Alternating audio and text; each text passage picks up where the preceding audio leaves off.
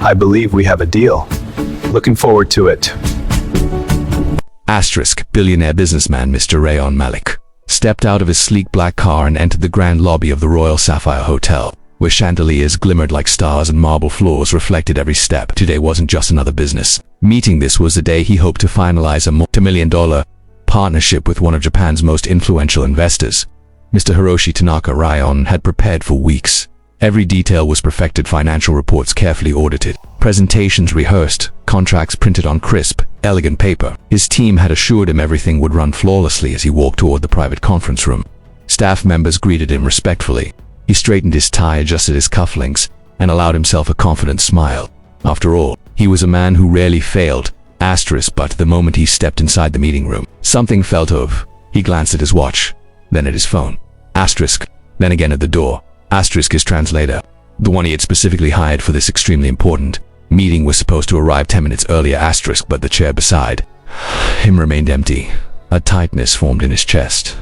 "Relax," he whispered to himself. "She'll walk in any minute." But instead of the translator, it was Mr. Tanaka who entered. The Japanese businessman walked in with a polite smile, wearing a neatly pressed suit and carrying a leather briefcase. A small bow of greeting followed a respectful gesture Rayon wished he could return perfectly. Rayon stood up and greeted him with a handshake, hoping his nervousness didn't show. "Welcome, Mr. Tanaka," he said. Tanaka replied. In rapid, fluent Japanese. Rayon froze. He tried to keep his face calm, but his heart dropped. The translator was still nowhere in sight and he didn't understand a single word. Tanaka had just said Yes, Rayon replied awkwardly, forcing a smile. Tanaka continued speaking, still smiling, still polite, yet clearly expecting a meaningful response. Rayon felt heat rising up his neck. He attempted to piece together hand gestures, facial expressions, anything that could bridge the language gap, but everything made him look even more confused. His palms began to sweat, his mind raced. Panic struck like lightning. This deal was too important. One wrong translation, one misunderstood sentence could damage months of preparation and millions of dollars. He glanced at his phone again. Still no message? Still no translator. The room felt heavier with each passing second. The silence between their incomplete conversation stretched painfully. Rayon swallowed hard. He had faced cutthroat competitors, hostile board members, and unpredictable market crashes. But this simple lack of communication, it might ruin everything. One mistake, one misunderstanding, and the entire deal would fall apart. A young waitress named Ira moved through the conference room quietly, balancing a polished silver tray filled with steaming cups of traditional green tea. She had served hundreds of guests before, wealthy businessmen, high-ranking officials, foreign visitors, but today felt different. The tension in the air was almost visible. As she approached the table, she noticed Mr. Rayon Malik struggling. He tried to explain something simple, just a welcome gesture, but his words came out tangled, scattered, and painfully awkward. The Japanese investor, Mr. Tanaka, listened patiently, but his confused expression grew deeper with every second. Ira slowed her steps, watching the exchange carefully. Rayon tried again, using hand gestures this time, pointing to documents, and speaking slowly as if that would magically translate the meaning. But Tanaka responded with soft Japanese phrases that only made Rayon's panic worsen. Ira bit her lip. She wasn't supposed to interrupt. Waitresses served, smiled, and stepped back. They didn't involve themselves in million-dollar negotiations. But she could feel the man's helplessness.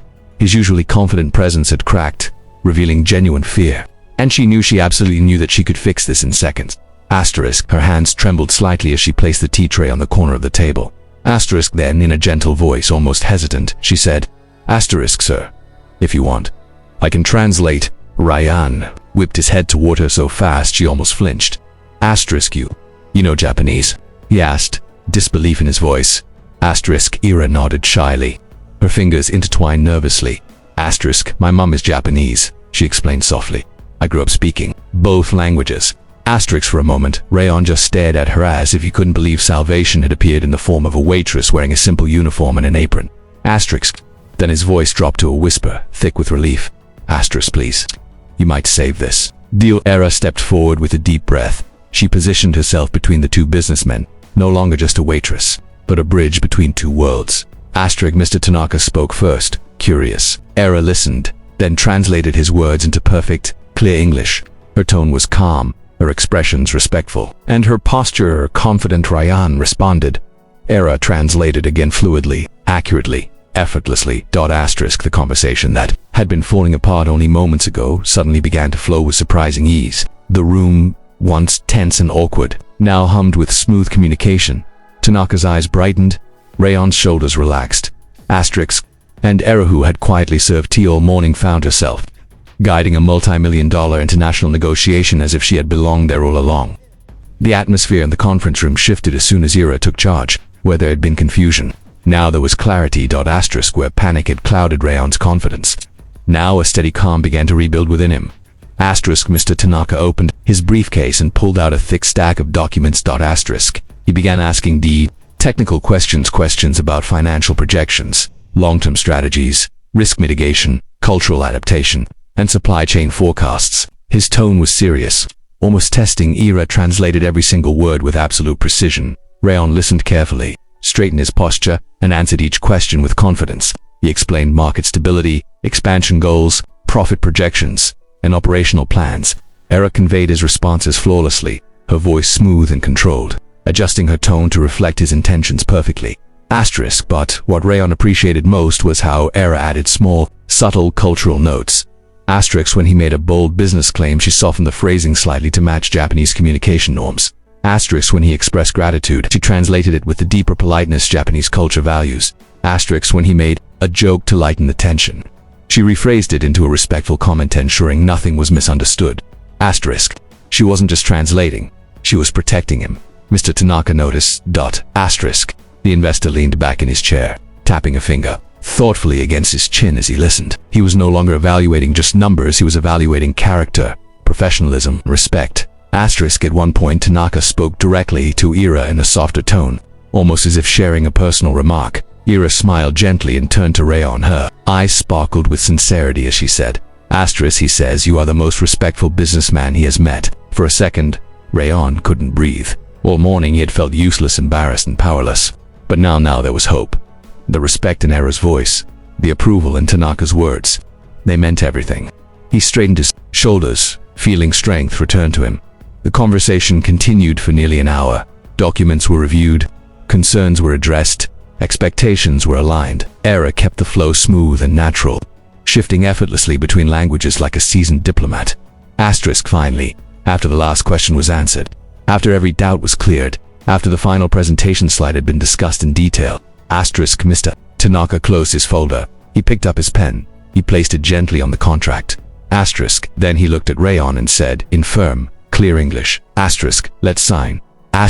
Those two words hit Rayan like a wave of relief so powerful that he almost sank back into his chair. The deal with millions was happening because a waitress stepped in when he needed help the most. The conference room fell silent for a moment, broken only by the soft click of Mr. Tanaka's pen as he finalized his signature on the last page of the contract.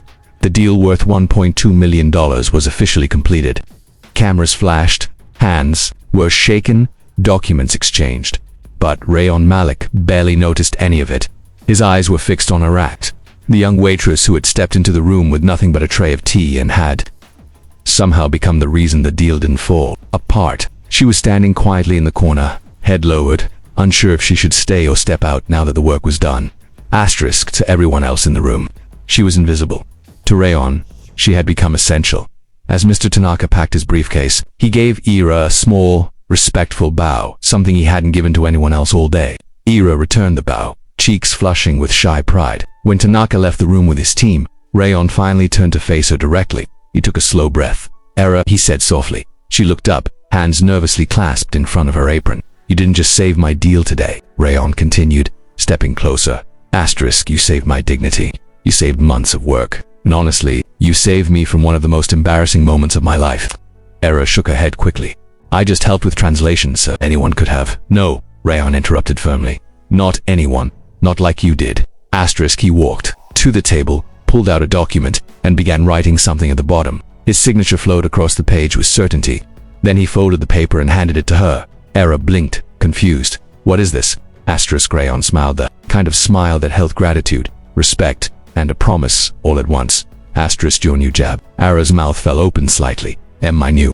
What senior cultural liaison? He said proudly. A full-time position. Full benefits. your own office. And, he paused for dramatic effect. A salary 5 times what you earn now. The tray slipped in her grip, and she nearly dropped it as 5 times. So that's impossible.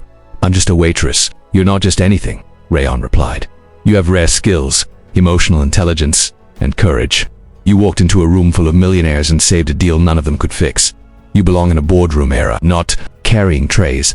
Her eyes filled with tears, slow, warm, unstoppable. No one has ever believed in me like this, she whispered. Rayon placed a gentle hand on her shoulder. Then let me be the first. Asterisk for a moment. She simply stood there, trembling with disbelief, overwhelmed by the sudden shift in her destiny. Asterisk that morning. She had tied her apron like she did every day. Just another shift, just another routine. Asterisk, but that day, everything changed. Asterisk, she walked into the room as a waitress, and walked out as a woman who changed a billionaire's destiny and completely rewrote her own.